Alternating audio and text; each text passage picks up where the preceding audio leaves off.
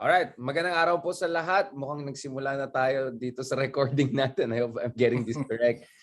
Today we have another special guest. Of course, dito tayo sa election season ngayon. Yes. So talagang mga pinag-usapan po natin is either mga people directly involved or sometimes we interview them, or ang pinag-usapan po natin yung mga dynamics of elections, no? At what does it say about our state of democracy? What does it say about yung voter behavior, yung trend lines at anong mga patok at hindi, no? So today, to help us with breaking down further yung dynamics ng elections, kasama po natin is Dr. Chester Cabalza po. Isa po siyang, just a disclosure, he was one of my former professors and also a very good friend throughout the years. Batang-bata siya, pero don't be fooled by his baby face, no? Friend dati, no? So matagal na po siya sa academe in University of the Philippines, National Defense College of the Philippines.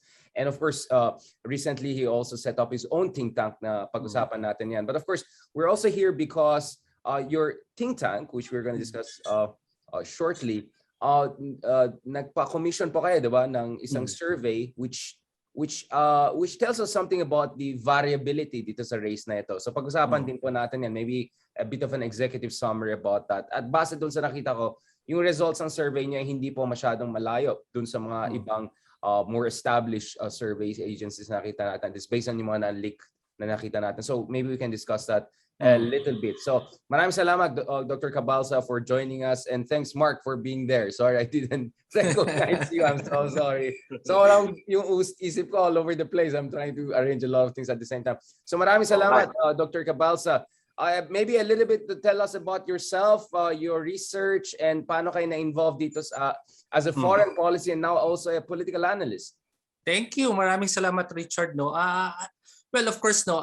I started at the National Defense College. No, researcher ako hanggang sa naging professor ako doon. Tapos may opening sa UP. Sabi ko gusto kong balikan yung anthropology kaya nag-apply ako doon and finally kinuha nila ako in 2010. At doon ko naging estudyante si Richard na isa sa pinakamagaling na estudyante ko at tuwing nagre-report yan sa klase, takot na takot yung makaklase niya magtanong sa kanya. Unang-una, bilis-bilis pagsalita at very sharp, no? Lahat ng tanong nila nasasagot niya kaya wala silang matanong na sa kanya. And then after that, of course, no, I was in law school at the time, no? Kasi akala ko magiging abogado ako. Pero I realized na parang iba yung gusto ng tadhana para sa akin, no? So I went back to UP and when I was in Beijing 2011, pinadala kasi ako sa Beijing ng National Defense College, no? And then it was a turnaround story, no? Sabi ko, ano bang gusto ko talaga, no? Maging professor. Yung National Defense College, ito pa attached sa Department of National Defense. Yes. It's one of the bureaus, no? Yeah. It's ang National Defense College of the Philippines is one of the bureaus of the Department of National Defense, no? Ito yung parang think tank supposedly ng DND, no? Kasi doon nila tinitrain lahat ng mga officers nila. But nonetheless, naging professor na rin ako doon and then sabi ng boss ko, why don't you take your PhD? Sabi niya, if you want, I can send a recommendation to you to Europe or Beijing, mag-PhD in international relations ka. Sabi niya, sir, may family pa ako, may malilit pa yung mga kids ko. Sabi ko, so, di mag-antro ka na lang uli, sabi niya. So, wala akong choice dahil yun yung sinabi ng boss ko. Sige.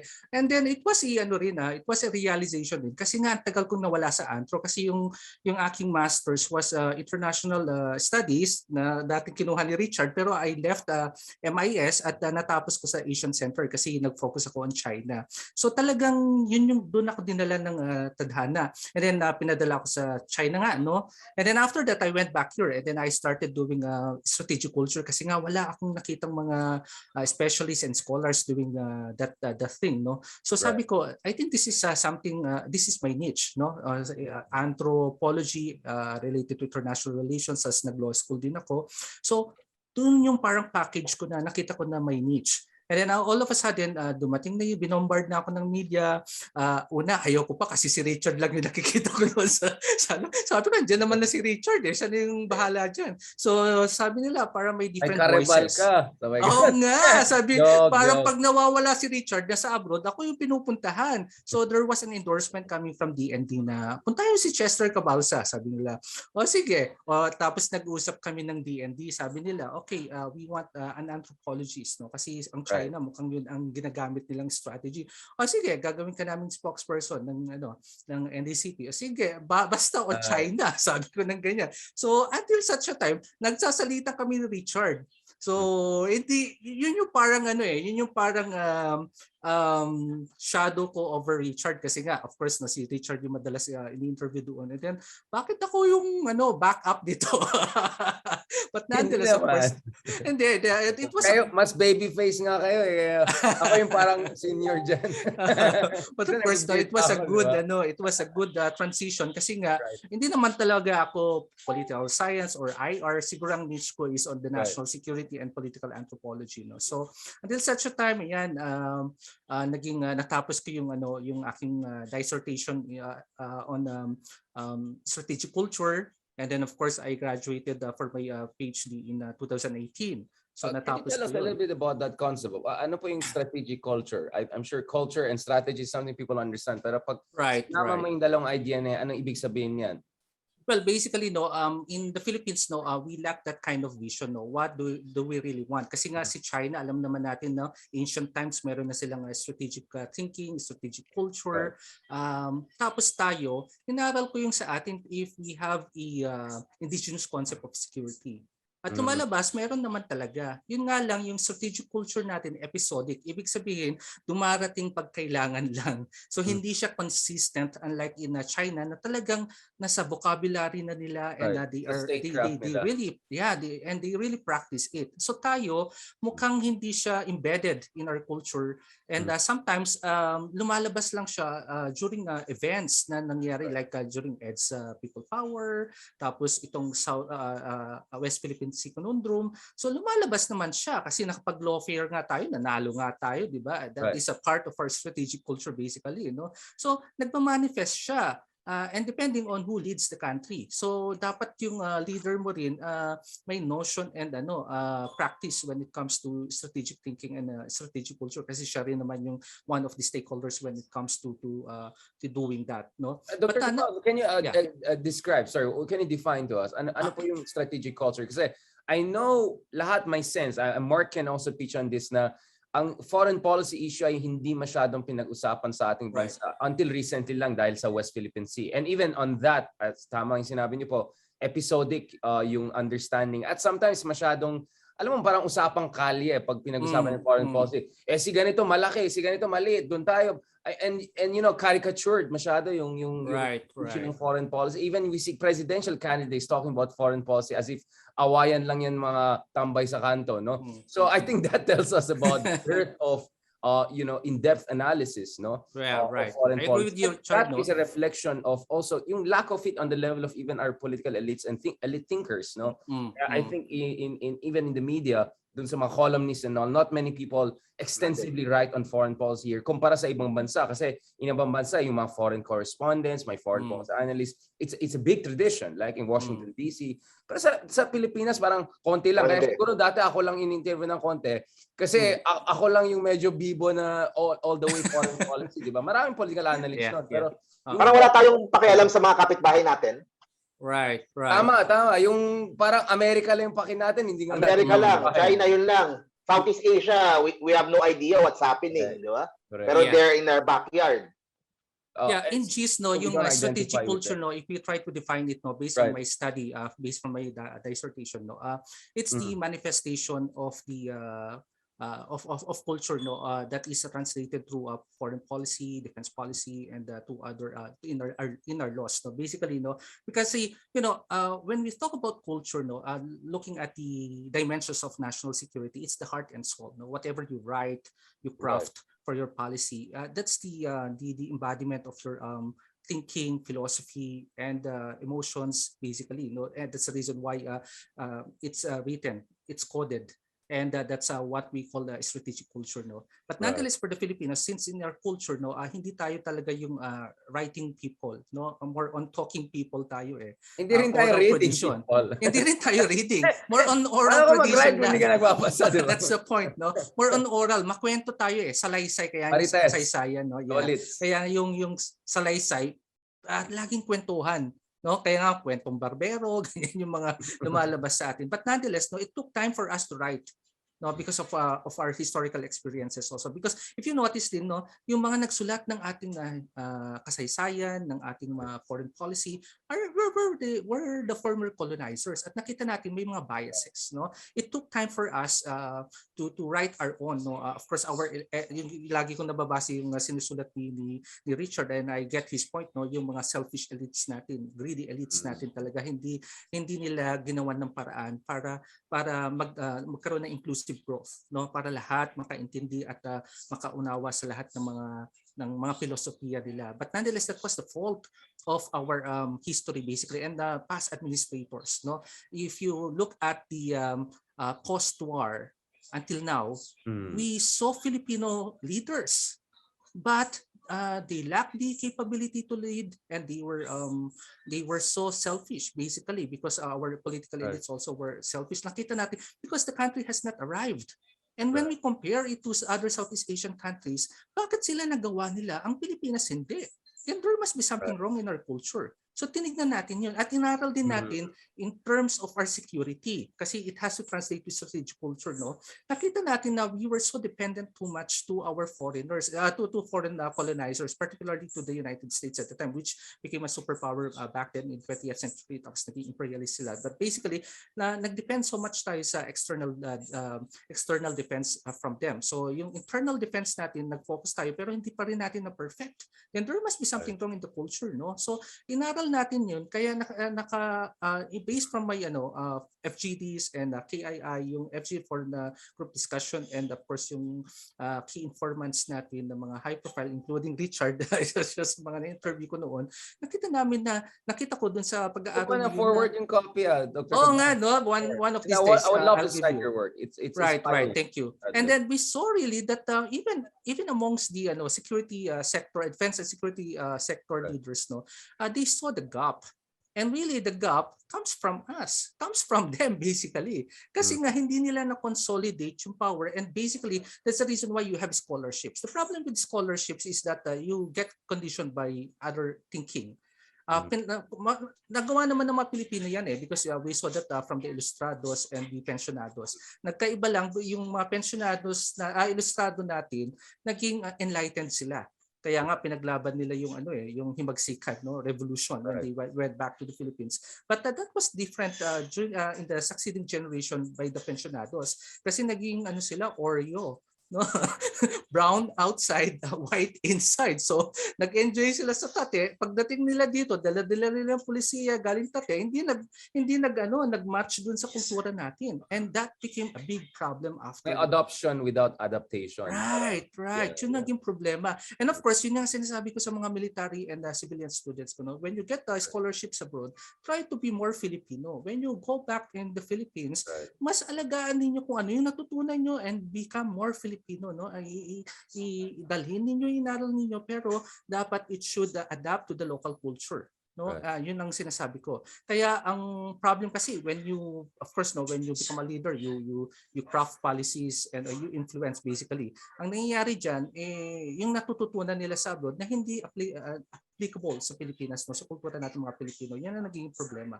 No, and it's good now because we have young scholars now who are really pro-Filipino, pro-Philippines talaga, no? And nakikita natin yung passion nila in changing the society. Right. Dr. Cabalza, I mean, thank you very much for pointing this out. And don't worry, Mark, hindi magiging abstracto. I'm gonna make it very concrete and controversial very shortly. Because speaking of our elite, no, let me just give you an idea about how we transition over the past decades, no. And we're gonna end on slightly on Marcos, the father, the senior. Kasi sa aking palagay, and I'm sure Dr. Cabalza has a lot to say on this. Para sa akin, well, mga Ilocano kami dito, but para sa akin, we have concerns about how he handled the Philippines governance domestically. Pero sa palagay ko, sa aking pag-aaral, pagdating sa foreign policy, I think Marcos had the most sophisticated one, at least during the Cold War period. I agree. And I would put President Ramos almost on the same level or next. Although Ramos had 6 years and Marcos had 21 years. Just to give you an idea, kasi pinag-usapan natin, bakit tayo walang strategic culture? Meaning, yung kultura kung saan talagang pinag-usapan natin yung national interest, paano natin sisiguraduhin na angat ang Pilipinas. Di ba? Yun ang mga Vietnamese, ganun yung mga Singaporeans, di ba? Ganun yung mga, of course, yung mga Chinese, Japanese at ibang bansa. Bakit tayo kulang dyan? Let me give you some very interesting quotes kasi recently nagbigay ako ng lecture about essentially this, yung Philippine foreign policy and Cold War. So for instance, our president Rojas, this is how he described Americans. He described them as our protector, our liberator, and now our benefactor. No, I mean, this is not the kind of language you usually hear from countries who just gained their independence from a former colonizer. In fact, we don't even mention US as our former colonizer. To give you another more even startling quote, this is from President Quirino in a speech in 1947. No, sa Luneta pa to, tabi ni Rizal to, ito yung sinabi niya, American occupation of the Philippines was the highest blessing that ever befell the Filipinos, similar in a way to the advent of Spain. No? At si Ninoy Aquino, in an article in Foreign Affairs, he was arguing that siguro kung hindi tayo sinakop ng Amerikano at kunyari nanalo sila General Luna, baka magiging more Indonesia authoritarian tayo, baka maging Sukarno siya, ganun, no? So this was the mindset, but in fairness, once we go to Marcos, things are a little bit more different, right? I think Marcos, we saw already a spark of that during Macapagal. But during President Marcos, I mean, just look at some of his speeches on which, for me, shows a more subtle and sophisticated understanding of foreign policy. Nako, marami pong magtatroll sa akin dito, but I'm just really basing this on evidence. And I'm trying to be fair also. So Marcos gave a number of speeches throughout his, of course, long reign. And dun sa mga speeches na the things that he emphasizes, first of all, although ally tayo ng US, parating sinasabi ni Marcos na hindi dapat madidefine yung Pilipinas dun sa alliance natin mismo, di ba? For instance, Marcos reached out to China's Mao China. He reached out to Fidel Castro. He reached out to Gaddafi. He reached out even to Moscow using some of the ex-communist members in the Philippines. No, he played all of these different superpowers against each other. No, at para sa akin, yung biggest legacy niya sa foreign policy, it was under Marcos that nagkaroon tayo ng very proactive policy pagdating sa West Philippine Sea. No, yung for instance, meron tayo yung Presidential Decree number 1596 in 1798. Ito yung Kalayaan Group of Islands. At 1977 pa lang meron na tayong airstrip na ginawa sa West Philippine Sea. Hindi pa ginawa ng ibang bansa. So natakot yung Amerika na tayong bully, ibubuli natin iba, tapos madama yung mga Amerikano. Kaya si Kissinger at Nixon sabi nila, hey, neutral kami dyan, huwag nyo kami idamay. So I'm just giving an idea to our audience na yes, we have had elites that they're generally rapacious, both dictators and non-dictators. But in fairness, I think in foreign policy, there were some episodes of medyo may elevation of the level of discourse. If titignan mo yung mga speeches ni Marcos on foreign policy, they're very well written. And they're actually almost like what you hear from Singapore today, which is concerned tayo sa China, pero ayaw natin ng giyera ng malalaking bansa. Malapit tayo sa US ng konti, pero hindi tayo dependent sa Amerika. No? Yung diversified foreign policy. That rhetoric goes back all the way in the 1960s and 70s under Marcos. No, so I'm just trying to make this a little bit more controversial because later on, shortly, we're going to talk about yung anak niya now who is in a very interesting position right now. Dr. Cabalza, I mean, this is based on my own scholarship and understanding of Marcos. So it seems it's not a completely depressing picture of isang presidente na pinabayaan yung sitwasyon sa another reckless or irresponsible president. Since we have had some interesting moments of transformation. I agree with that. No, there was a contrast. No, in terms of the interpretation of our scholars. No, even our historians would claim that, of course, no, when it comes to foreign policy, it was the Philippines was at the peak of its finest foreign policy at the time. And talaga naman makikita natin, and even doon may sinulat kaming libro, no, The Rise of Philippinization, nakita naman natin na talagang during the Marcos era, no, pumayagpag ang foreign policy talaga natin. And even our national policy, no, nakita natin, pero nga bongbong missile, di ba, na ginawa ang Pilipinas, no, bago pa dumating yung BRAMOS na yan. So meaning to say, when it comes to science and research and development for the SRDP, no, of the Philippines and the modernization program of the armed forces, nauna talaga ang Pilipinas dyan. No? And then really, when it comes to reclamation, nauna ang Pilipinas, salamat kay Thomas Cloma. No? But nonetheless, no, it was Ferdinand Marcos, no, who was very clever and strategic at the time kasi nga alam niya yung importance ng ng islands na yun. Even there were clamor coming from the international community na bitawan yan, nagreklamo ang Taiwan at nonetheless hindi binitawan ng Pilipinas yung mga claims nila. But I guess the problem with our strategic culture is the consistency. No, kasi napansin natin, we know for a fact that in Southeast Asia, we're one of the brightest thinkers. Magagaling ang Pinoy talaga. And even our neighbors, they recognize the brilliance of Filipino thinkers. Madaldal tayo at magaling tayo magsulat, mag-craft talaga. Correct. Ang problem natin is the implementation and interoperability. No, hirap tayo doon. Kaya nga ang pitch ko ngayon sa mga military students natin is from damaged culture to repaired culture. How do you repair that damaged culture?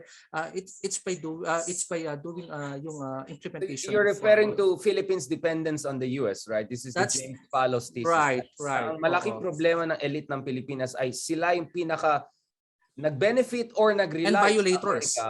Right, which is very different from a lot of our neighbors na even though may allianza or friendship with US, they still develop their own national security apparatus. They still had their own foreign policy, etc. Right? Right. Pero nauna rin tayo eh. It was during the time of Marcos, that we got inspired to do the research and development. Kaya nga ginaya tayo ng South Korea, India. We were ahead of the curve at the time. Ang problem lang is the consistency after Marcos. Kasi nga nag-democratize tayo because of course the martial law experience, bad martial. Hindi naman masama yung martial law sa pag ginawa mo ng tama, pero it was really brutal during that time. Tapos nag-democratize tayo and then of course very weak yung economy natin. So mas yun yung mga inuna natin, priority natin at the time. So meaning to say yung mga magagandang policies natin before, hindi na na-continue. And that became a problem. I think we should do a study on that, why our emotions are flip-flopping basically and it's very reactive. Hindi siya proactive. That's why gusto ko kayo kasi anthropologists kayo and hindi ako personally very big fan of psikolohiyang Pilipino and all of that. But sometimes nung na-frustrate na ako, baka tama nga yung mga tinuro sa amin sa college. By the way, there's a background sound. Kanino ba? Sa inyo ba? May TV pa dyan? Background sound. Wait lang. Gusto niyo mag-earphones na lang. Sorry, because I'm sure right. I mistakenly thought kay Mark yan, kawawa naman si Mark kung pinagalitan ko, nakikinig yan. Uy Mark, magtanong ka, Marcos yung topic yan ha. Mark, ikaw, anong tatanong din ako about the foreign policy? Foreign policy. Ganon. Pero ito naman sa more recent times natin.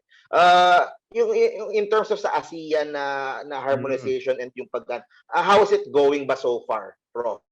Again, sorry. What was that, Mark?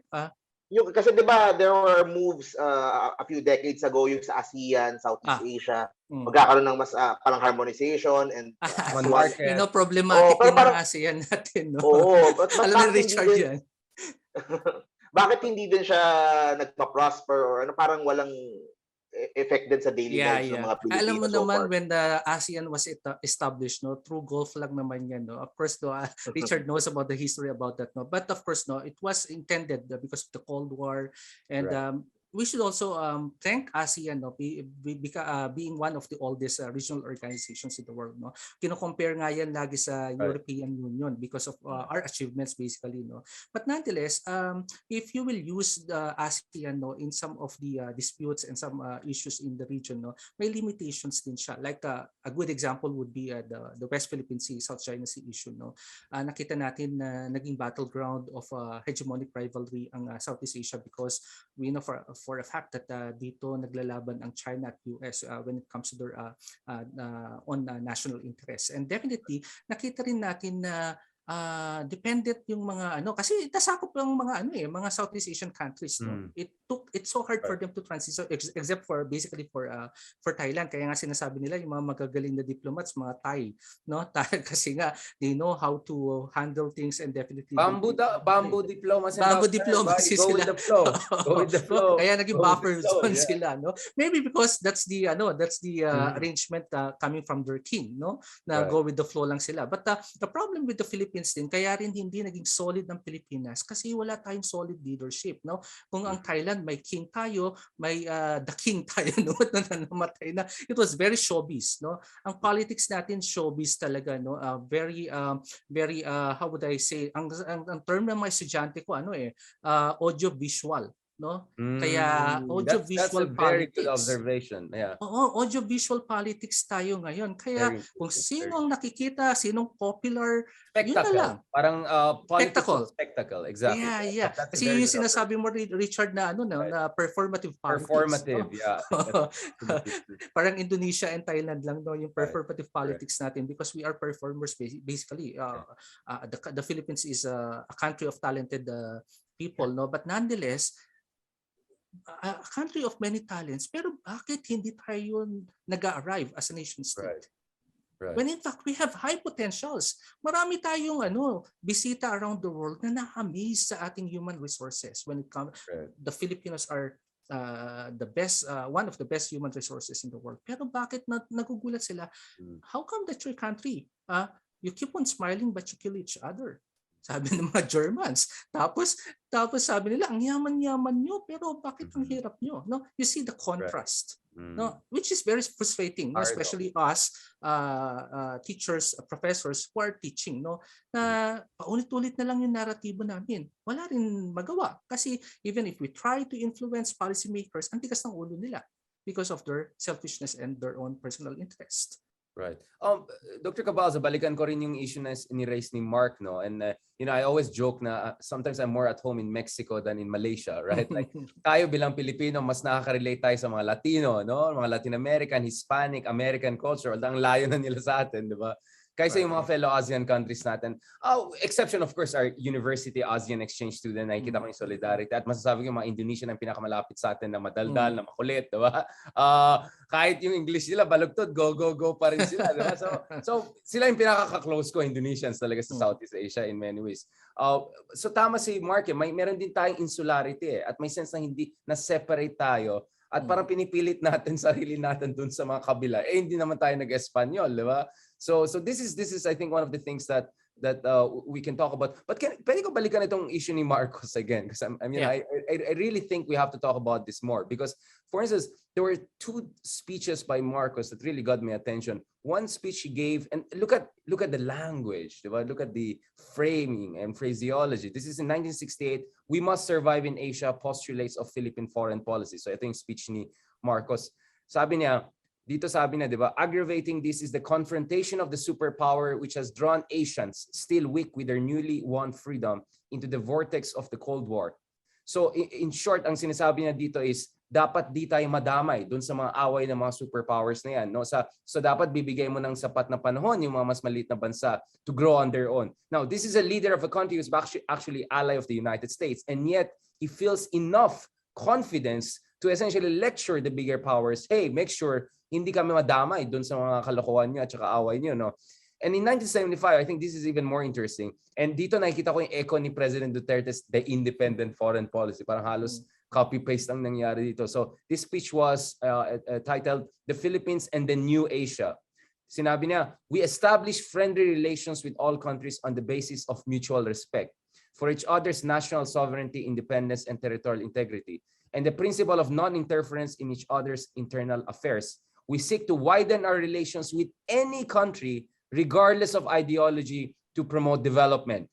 So dito medyo nakikita mo na si Marcos was broadening the horizons of the Philippine foreign policy. We're still a solid U.S. ally. My goodness, the biggest U.S. bases outside U.S. were in the Philippines, Subic and Clark. But that didn't prevent Marcos from exploring relationship with a whole range of powers, even rivals of the U.S., and try to triangulate them against each other. So for me lang, going back again to the issue of strategic culture, foreign policy and all, if we look at the speeches of Marcos throughout the years, if you look at his foreign policy, if you look at how proactive he was in protecting our interests and making sure hindi tayo binubuli ng Amerika or ibang bansa, for me, I think this was an important, we completely disagree with how, I mean, no amount of TikTok videos or Cambridge Analytica will erase the disaster and catastrophe that his dictatorship was domestically. But ang nasasayangan ako kasi pag pinag-aralan mo yung foreign policy niya, actually there's certain things we can learn. And sense ko, si Ramos lang talaga nag-pick up yun the most for understandable reason. Kasi pinsan sila, they work together. And I'm not saying because Ilocano silang pareho, di ba?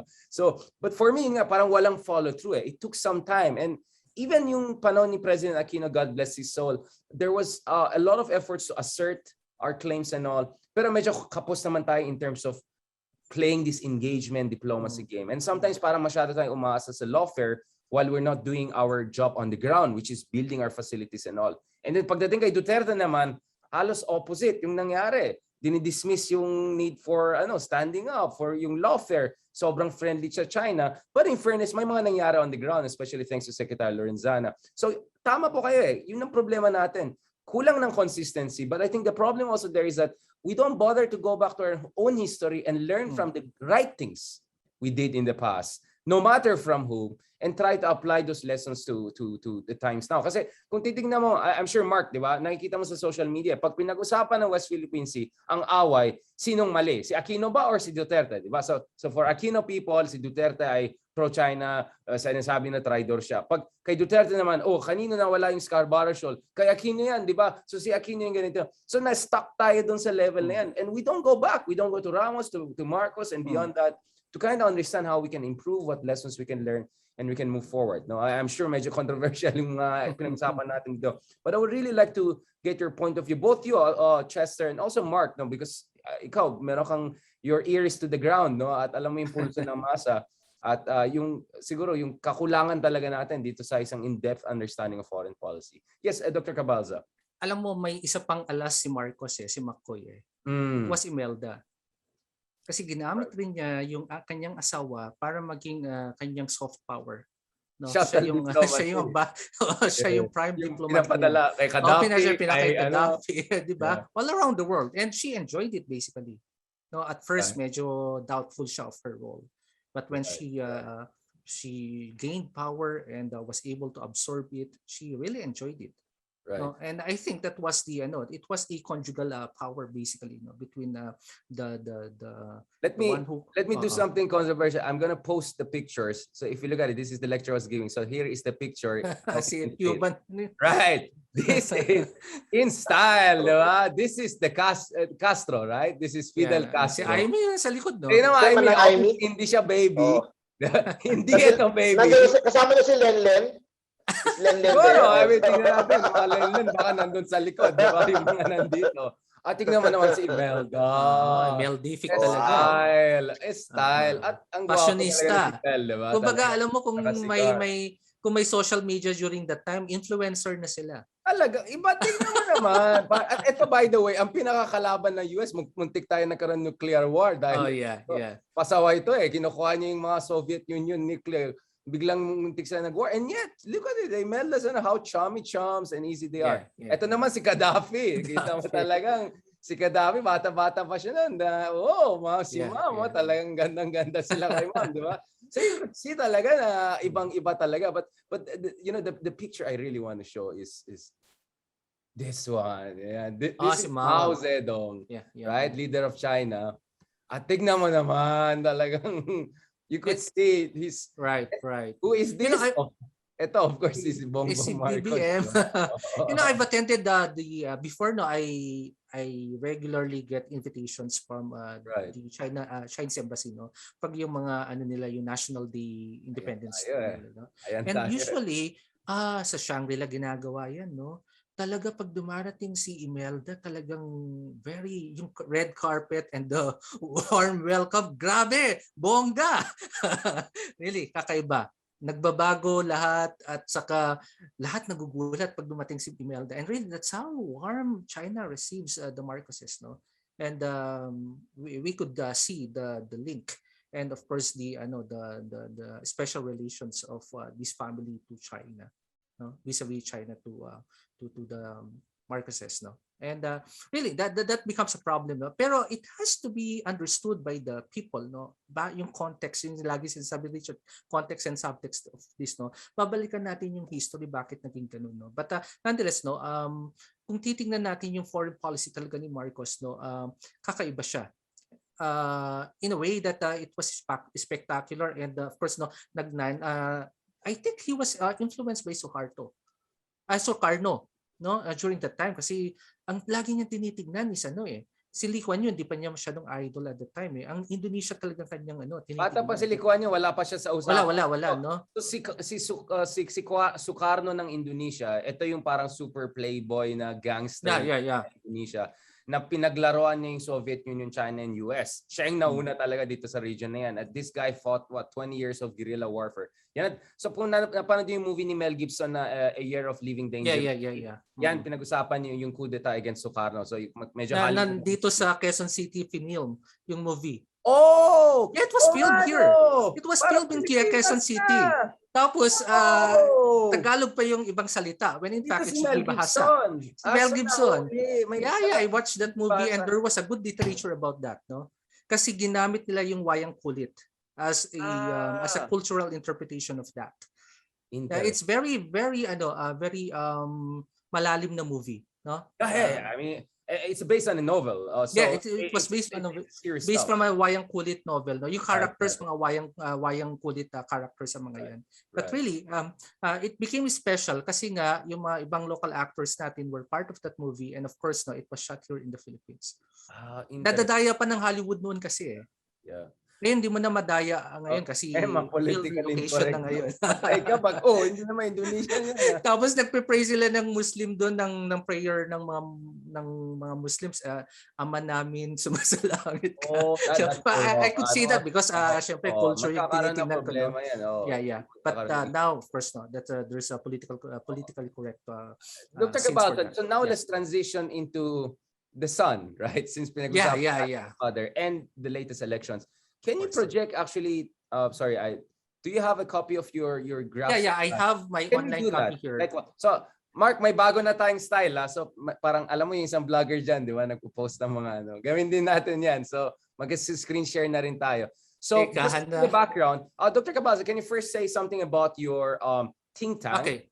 Diba? Kayo po ay founder ng isang very dynamic think tank with very young, very dynamic researchers. God bless you. Thank you for doing that. Thank you very much. And then, ngayon, involved kayo sa marami. Meron kayong bagong libro, Philippinization. Yeah. About it a little bit. And then also, involved na kayo even in election analysis at may certain bago. Can you say a little bit about that and then screen share tayo? Pag-usapan natin numbers, no?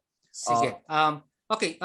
It was in 2019, no, when I was convinced by some colleagues, no, in the academy and of course in the government to put up a think tank, no. At the time, hindi pa nagko-COVID, no, kasi face-to-face pa engagements. Sabi ko, I don't have the financial capacity to establish my own. So it took time. And blessing in disguise, nung nag-COVID and nasa bahay lang tayo kasi nga lockdown, it was very innovative because you can only use your technology and your talent, then boom. So we started with the podcast and I invited my global network to have a conversation with me. At nag-enjoy naman kami sa mga conversations namin, and then I had already talked to some co-founders, no. Pares kami ng ideas. It's a fusion of development and security because of my background, no. I was a former professor at NDCP, National Defense College. Tapos I'm now with the Development Academy of the Philippines. So I saw the niche of development and security, and there's a special marriage between the two. Because of course it's like a chicken and egg question, which comes first, no? Is it development or security? Basically, security or development. But of course, there's no correct answer for that. But when you merge it together, there's magic in it, no? So that was the rationale. So and then after that, we did good rounds in our podcast, and then we started doing webinars. And I think my organization at the time, which was a 1-year-old, started doing a webinar coming from scholars coming from 6 continents and 15 countries in one webinar. Wow! Sabi ko, kaya pala. Through technology, I don't need to spend money for that, but only to invite the best talents in the world and talk about issues. And it was a success, basically. And some colleagues from the media, from the academy saw it, and they liked the idea. So kinontinue namin yan, and then I started recruited resident fellows and non-resident fellows abroad. Ano po pala yung pangalan ng think tank nyo for that? International Development and Security Cooperation. No, it's a fusion of development, IDSC. It's a fusion of development and security. No, so that was we started in May 2000. No, 2020 at the peak of the COVID-19. No, so yun yung start ng aming organization. And at first medyo doubtful ako, but when I saw the warm reception and the accomplishment of the organization in just 1 year, it encouraged me to do more. So until such time na the organization functioned well because of the recruitment of some fellows, and of course the expansion of the staff. No, so sabi ko, ano yung mga activities natin? So maybe we can do op-ed. So yung mga fellows, we wrote, and then of course unti-unti silang na-recognize na rin ng media, and they got interviewed, and then through IDSC. And then some of your fellows interviewed by South China Morning Post and others, and they right as your think tank, right? So that's arrive. Yeah, thank you for that. And then we are turning 2 years by May this year. No, ganun lang kaiksi, ang bilis, no? And thank God, no, okay na yung and after that, we thought of some other activities, and then we came up with a book. Which I think, yung libro matagal ko nang gustong isulat because I frequently visit Finland from 2007 to 2019, at nakita ko yung comparison and contrast, no, because of what happened to Finland due to their winter wars with Russia. At mayroong parang comparison, pero it's not Finlandization yung experience ng Philippines. So we coined a term which we use it for our engagements with the two hegemonic powers, no, the Philippines with the US and of course China. At ginamit namin yung failure of our economic and diplomatic rapprochements with China, but at the same time we are being backed up by a superpower, which is the United States, while we are still doing some infrastructures for our national security. So nakita ko iba yung texture and comparison when it comes to Finlandization. And when we wrote it, we sent it to some scholars around the world, and they gave us good reviews about it.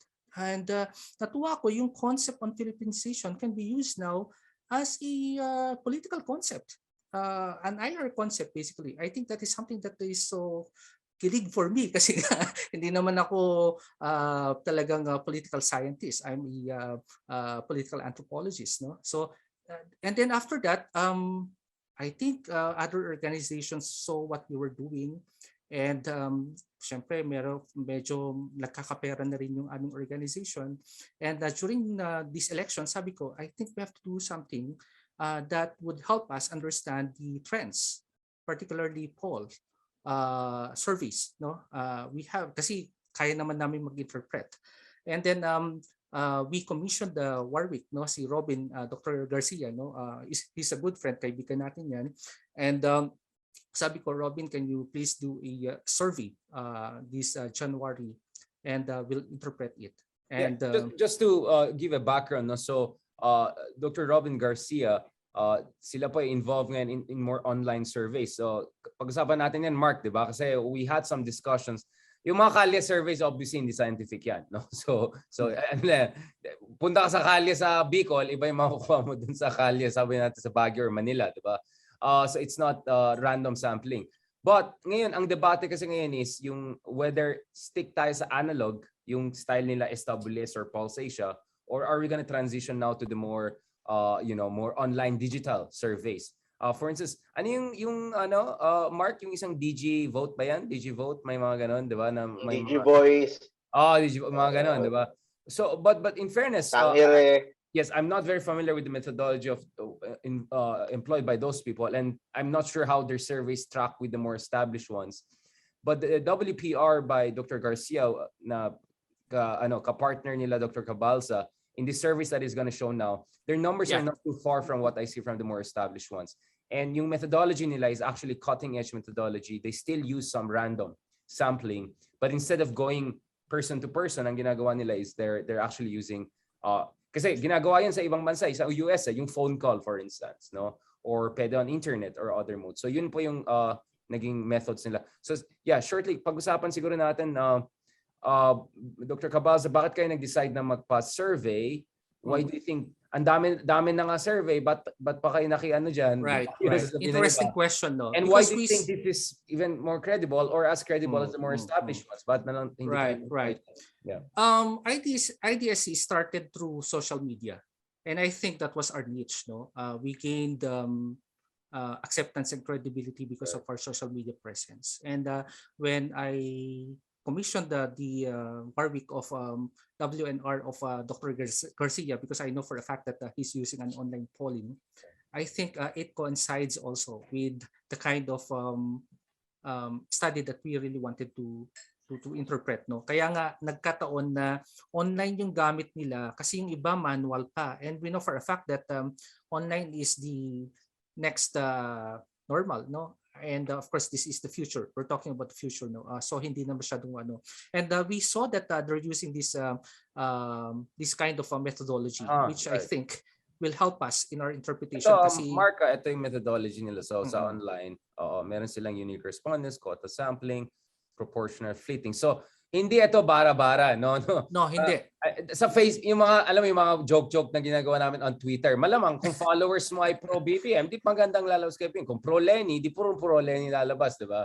So walang credibilidad yung mga ganun, biro lang. Ako, I do it as a joke. But this is different. So there's a method actually. There's the method. Yeah. So we're sold with the method, and we also recognize the methodology done by Dr. Garcia's organization. So when they gave us the report of their quantitative results, so this was the result that came up, no, based from their study. And although we saw still a huge favor, almost exactly like SWS one that I saw. Right. Almost exactly yung ganyan. Almost exactly. Pero nakikita natin dito, bumaba from 59% to 50.71%. Right. Bumaba. So where's the so ito ginawa niya sa January, no? So within January 23 to 27. Ito yung earlier, the one na bumaba siya ng almost 60%.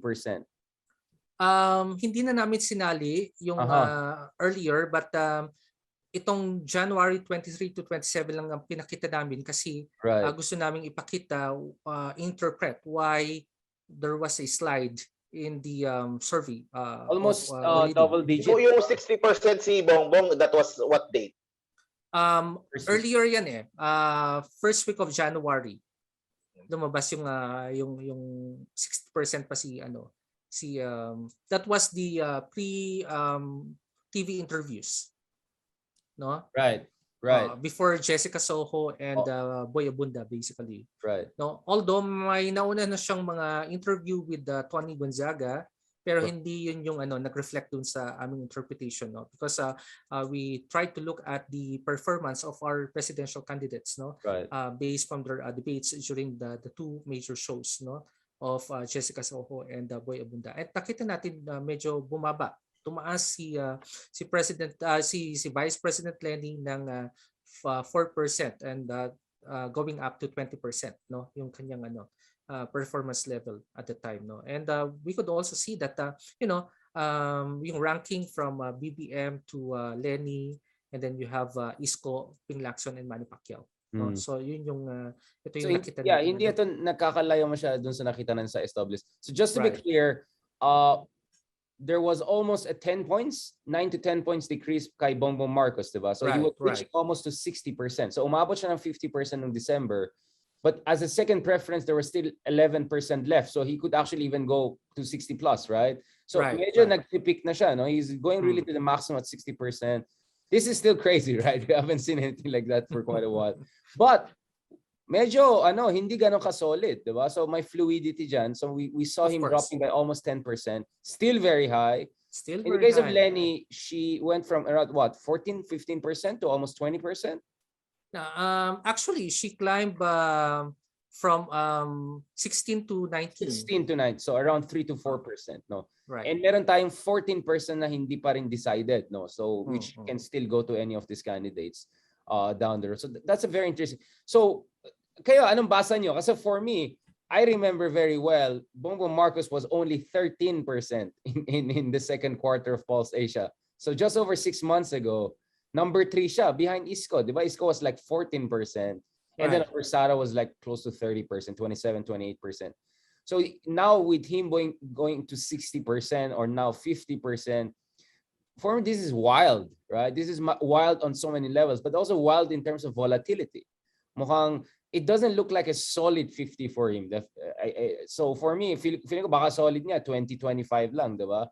And the rest is really bandwagoning and all. But this is my reading. I don't know about you, Mark and Chester. How do you understand it? And to be honest, I think Isko shed some points na pumunta kay BBM, which shows some overlap between the two candidates also. Feeling ko si Isko yung medyo na-hurt dun sa rise ni Bongbong eh. Ikaw, Mark at saka Chester, anong take nyo dito sa mga data na nakita natin? Well, of course, no, ang isa pang naging problem bakit sumadsad ng kaunti yung points ni BBM because of the disqualification cases niya on the tax evasion, no. So tax problem niya, no. So I think that was one of the indicators why it went down. But of course, no, recently we saw some contrasting events, no, as to what happened to his disqualification, no. Medyo nag-turn around, nag-favor sa kanya yung cases, and we'll see later on by this month what will be his performance, no. But nonetheless, no, I think he is still consistent with his strategy of less talk, less mistake because of his non-participation to major or Tony talks. No, Tony talks. No? I think that's his strategy. He wants Tony talk style. Tony talks kasi controlled, no, controlled ang content. I think that's a problem. That's what he wants, no.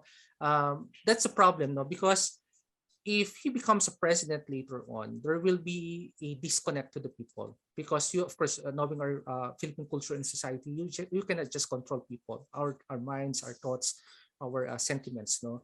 Kung canned ang gusto niya, pang soap opera yun, pang Korean yun, no, kasi alam mo yung ending. But of course, that's not the real Philippine society. A real Philippine society and culture is very dynamic, no, very volatile. And sometimes they love you, but maybe after a year they will hate you. So that will become a problem with his presidency. Not with Duterte, right? I mean, he's very popular. Kaya nga yung sinulat mo populist, di ba? Cabalza, can you explain to us as an anthropologist? Or Of course. How do you understand this? Because this is still crazy. I mean, Marcos may have gone down to 50 from 60, but we have never seen something like this. Grabe yung gap niya. In fact, pag sinama mo yung all other top candidates, mas malaki pa rin ni Bongbong eh. I mean, this is what I call prohibitive lead. It doesn't look like a commanding lead, right? Commanding is like 40 versus 25, right? But 50 versus 29, ganon. It looks really something else. I mean, what's going on in our country? Duterte, President Duterte never had this kind of lead, I mean, it's like something like 40 versus 25. But so I mean, if Bongbong gets 50% of the votes, that's how many votes? Like 25 million? I mean, how many ba yung magvo-vote dyan for presidential? I'm not talking registered. Let's say the turnout is 86 to 90%. He could get like 25 million votes, right? Which is way higher than Duterte's 16 million votes. I mean, this will be a totally different world, right? If we're here. So, bilang isang anthropologist, paano natin maintindihan ito yon? Kasi his father was pulled off also something different, right? His father was the only Filipino president post-war to win two elections. I mean, to be elected, right? So if you're Bongbong now, re-elected. you're feeling you're doing something historic and different too, right? What's going on here, Dr. Cabalza, as a Well, of course, no. anthropologist also? Thank you for that, Richard. No, we have to remember that the majority of the voters are from Generation Z and the millennials, and they are actually dependent to social media. They of course knowing their culture. But if we're gonna interpret it, because what ang gusto kasi mangyari ni BBM in terms of his strategy is yung controlled conditioning of the minds, and of course canned siya. I'm just worried. Curated. Yeah, parang museum lang, no, curated, no. Ang problem, it's too early. It's only February right now. Meron pang kaya pa yan na habulin ni Lenny. 50 to 20, assuming, and there is a 30% gap, no. Assuming na umarangkada yung kay Lenny, and because of course, no, of her own strategy, no, pwede pang pwede pa siyang mag 50 and 30 or 50 and 40. Or why not Isko rise? Because we know there's a lot of BBM supporters, their second preference is Isko, di ba, Mark? Parang yan ang intindihan natin dyan, di ba? So I can also foresee a possibility whereby Isko goes a bit up, Lenny also goes up, BBM goes a little bit down, right? And they kind of right here. So that it will be a three-way race potentially here, di ba? I mean, that's one scenario of competitiveness I can say. I'm not saying it's likely, but that's really how I see it. I don't think Lenny alone can pick up this far, because of course, a lot of people supporting here are not necessarily with Lenny. But the problem with Isko is ang kanyang baluarte, yung bailiwick niya is Manila. Wala siyang probinsya. And of course, we're talking about the millennials and the Generation Z who are dependent to social media, no? And social media is a middle class activity. So kung wala kang baluarte, where of course other candidates from BBM to Lenny and of course si Pacquiao and si Lacson have it, yun ang medyo kulang kay kay Isko.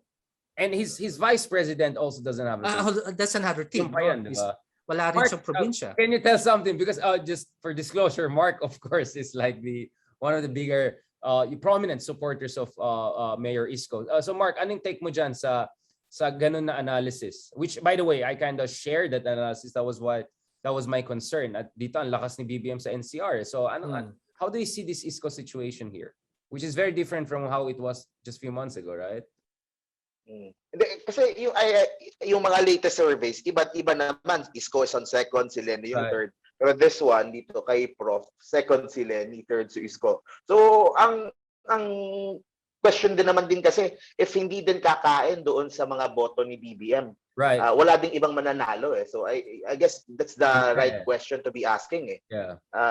Kasi even if magkainan ng boto si Lenny and si Isko, Pacquiao, wala din eh. It's 50% pa rin si Bongbong eh. So, right, I think the right question to be asking is, yung 50%, how do you bring that down to 40? Maybe 35 or 30. O pag nasa 35 or 30 na siya, ito na. Competitive na.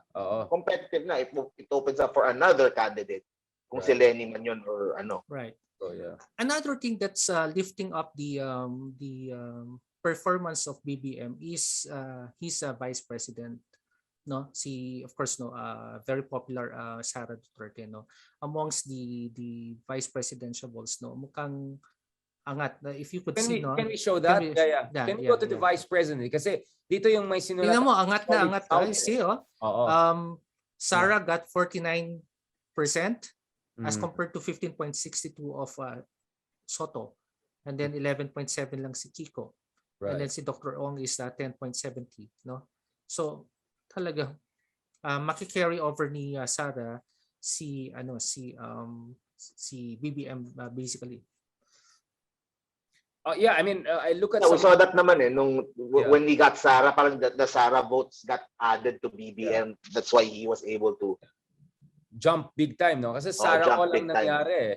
At mukhang Pacquiao even lost more in Mindanao once nag-team up Marcos and Sara, because I think Pacquiao was doing better before Sara withdrew. Pero nung in contention pa rin si Sara in the surveys, parang Pacquiao was still doing okay, no?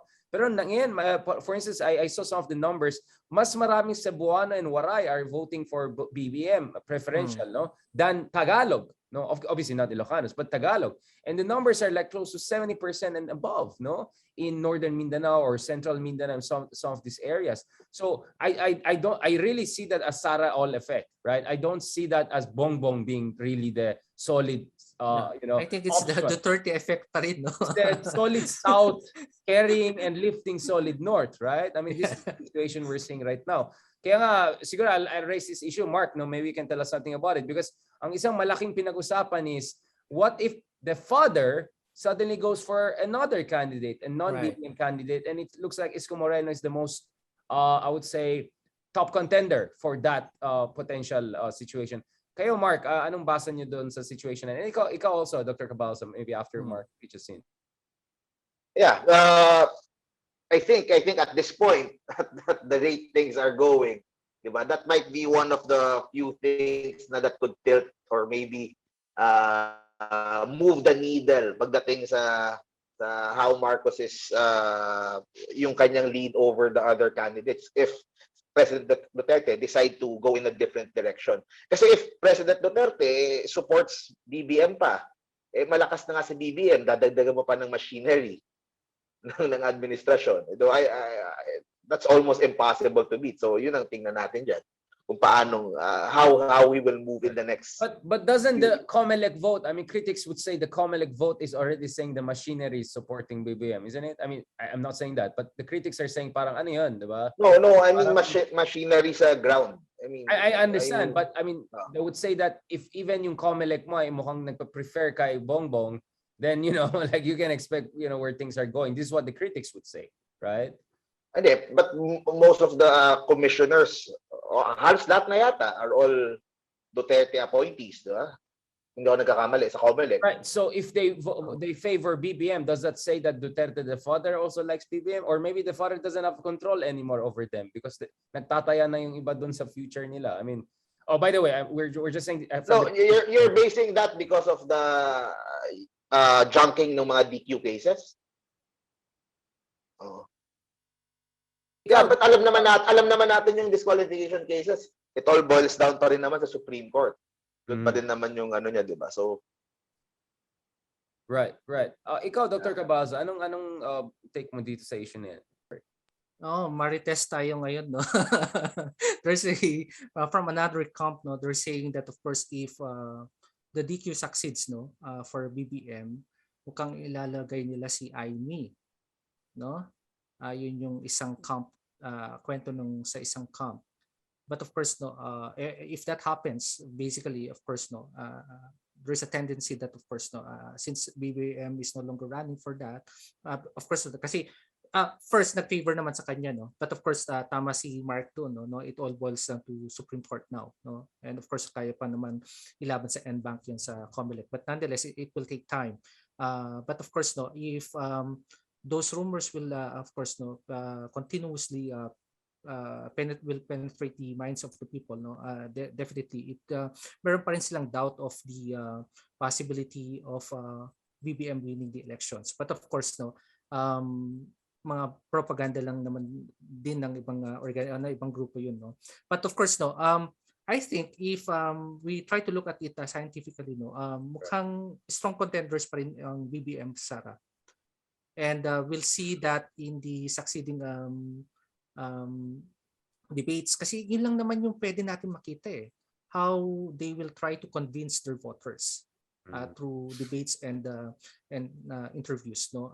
We'll have to listen to the debates to be organized by COMELEC and by other giant networks, no, at doon natin makikita kung ano ang kanilang mga plataforma basically. But nonetheless, as of now, it's too early to predict pa. Feb pa lang ngayon, although pwede pang bumaba yung kay BBM and pwedeng tumaas yung mga ibang presidential candidates natin for Isko and Lenny. But of course, no, pwedeng mangyari that we'll see what will be the result of the next polling, no, kung ano yung naging performance ni BBM doon sa Bulacan, no, during the presidential yung last activity na nangyari. But nonetheless, no, pwede pang bumaba yung kay BBM, but of course no, we could still see that it's going to be Right. a strong BBM Sara tandem. Yes, thank you very much for that. Siguro we can go now to a little bit to the latter part kasi sabi natin 1 hour lang, medyo napahaba yung chismis natin. I'm sure pagod din kayo. I hope Mark is also enjoying this enough. So now, again, this is still a very unprecedented lead. Of course, things can still change, obviously. Pwede pa siya bumaba, pwede pa umakyat ang others. But you know, many would say the fact that Bongbong Marcos the son has been able to garner such a huge lead, no, at this phase, tells something about anong direction ng country. So let's say, theoretically, if he's really in a position to become the next president, what do you think is the difference between the son and the father? Is there really a difference? Where's the overlap? Where's the differences? Ikaw, you know, how do you foresee the Philippines going forward? Should the current trend lines hold? Should, no? Not necessarily this will be the case, but should it hold? Ano po yung prognosis niya dito? Okay, actually his flagship program is for unification of the many stakeholders in the Philippines. No, I think that has been the pitch of other candidates in the past, no, in which for a very divisive country like the Philippines, mukhang mahihirapan siya because that is a promise that should be fulfilled for the next 6 years if ever he becomes the president, no. And I'm worried with his policy towards China kasi ang kanyang based from his TV interviews and debates, no, mukhang ang kanyang pinaplano is bilateralism with China, which we saw that it's not working basically. When we talk about the issue on the West Philippine Sea, it should be multilateral, no, and unilateral. Or multilateral. I mean, you combine it. You have bilateral, multilateral. And I noticed Dr. Cabalza, he didn't even mention U.S. Mutual Defense Treaty. He didn't mention ASEAN Code of Conduct negotiations. He barely mentions, as if it's really down to us begging the Chinese to be nice to us. I mean, just to be brutally honest. Yes. And that's why I mentioned the father a while ago. So yung mga iba nang akala nyo, I'm trying to promote, not necessarily. I'm just reminding our audience, no, na kung binasa nyo yung kasaysayan natin, what's fascinating is that the father was probably the toughest guy pagdating sa West Philippines in terms of literally concretely helping us on this in terms of defending our rights. And then yung anak niya ngayon is more Duterte than Marcos, right? Diba? Yung stance is really Duterte. And ang basa ko dito is because Bongbong Marcos is more subtle, right? Hindi siya katulad ng Duterte na I love China and all.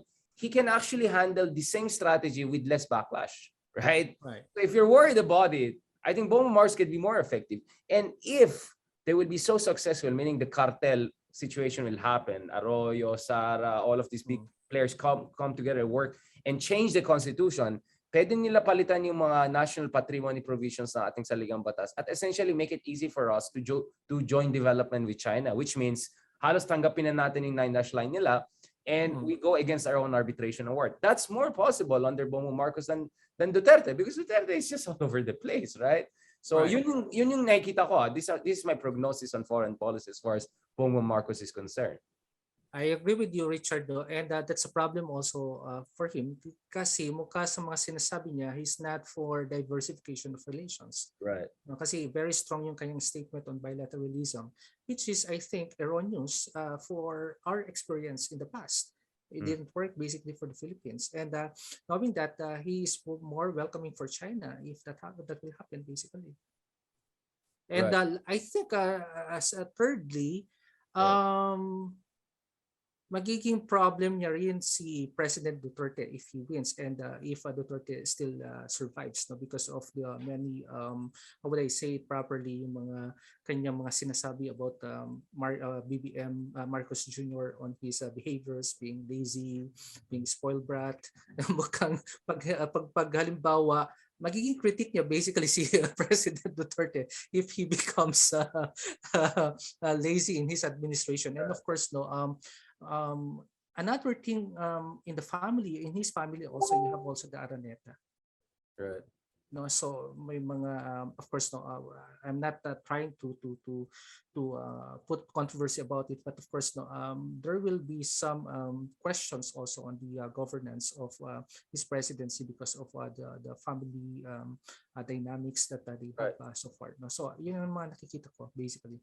I mean, the Marcos Sr. was known very much for chronist, right? So I think you understand where the critics are coming from, although we don't want to be prejudicial to any administration at this point in time. Why do you think is Bongbong the son so close to China in ways that Marcos the father was not? I mean, the father was playing these big boys against each other, right? He was never really giving up anything to the Chinese, but he reached out to China in a way to create more space in dealing with both the communist movement in the Philippines para hindi sila suportahan ng mga Chinese, at saka to give him more leverage in dealing with the Americans, right? Because I have other options here.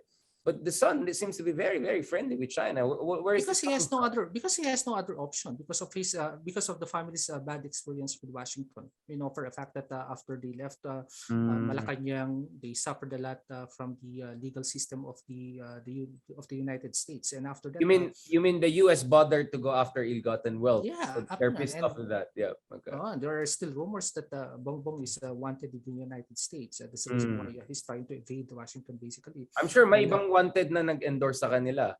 Basically, wanted, yeah. Yeah, and of course, no, Beijing is very welcoming to the Marcoses, particularly. Of course, he's also considered as a Manchurian candidate, according to rumors, and basically that's how others perceive about him. Right, which could affect our foreign policy. Ikaw, Mark, anong take mo dyan kay Bongbong and China? Bakit ang chummy-chums ng dalawa na yan?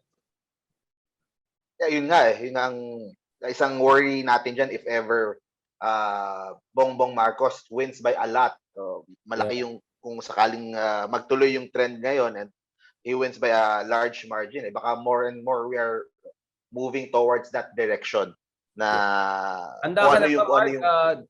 Do you speak Mandarin? Are you ready to are we ready to go that direction? Ayan na tayo.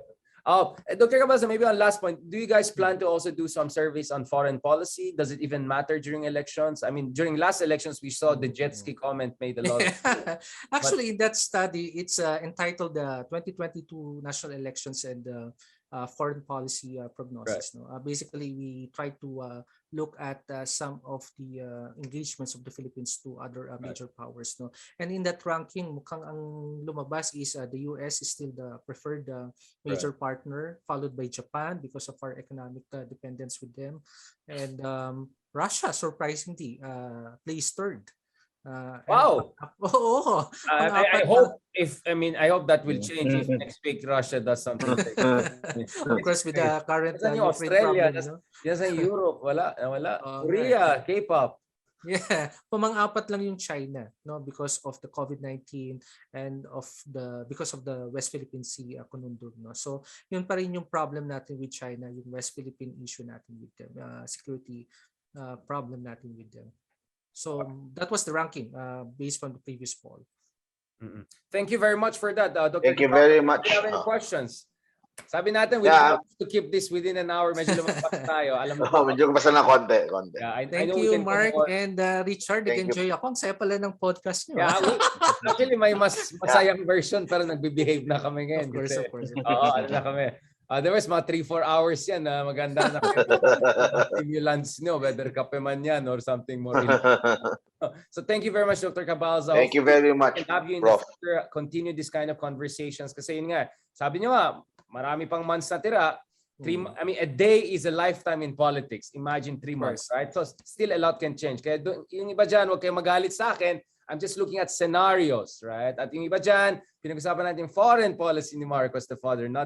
So this is what we do in this podcast. We go against the grain, right? Whether that's a liberal grain or whether that's an illiberal grain, bahala na yan. But we try to go against the grain based on data and analysis. And we're always really privileged to have great guests, katulad ng guest natin, of course, today, Dr. Chester Cabalza. God bless po. Maraming salamat. Thank you. Maraming salamat. Support Project Pilipinas. More to come. Thank you. Bye-bye.